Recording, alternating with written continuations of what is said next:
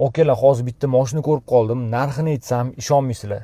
Narxini aytishdan oldin bitta navrotlarni ko'rsataman. Salonning chiroyliligini qaranglar. Kojinli salon, o'rtasi perforatsiyali sijenelar, atamankalar ochiladi, abduf, abagrev massajlarigacha bor. Pamit sijene, elektroprivodda poliklarigacha tayyor. Salonining umumiy ko'rinishi: ikkita katta monitor, zadniy kamera, katta panorama lyuk, pardalari ham bor, akustika Infinity, head-up display, 3 zonali klimat kontrol, mana bunaqa ikkiga ochiladigan barlari bor. Oldi sijeniyani orqadagi odam ham bemalol boshqara oladi. 2 qavatli oyna, apshikalari ham kojinli, neonoviy podsvetkalari ham bor. Mana burchkalarni qaranglar, metallический qilib chiroyli ishlangan. Ikkinchi qatorni kengligini ko'rsanglar bo'ladi. Mashina salafallada hali ochilmagan, o'rtasida barlari bor.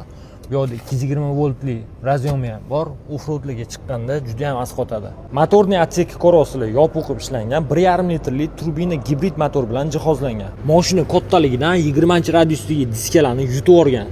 Ham clearancening balandligini ko'rasizlarmi? 80 sm gacha suvda bemalol yura oladi. 360 kamera, slipoy zona, beskilchoy dostup, даже elektronnik paroklarigacha bor.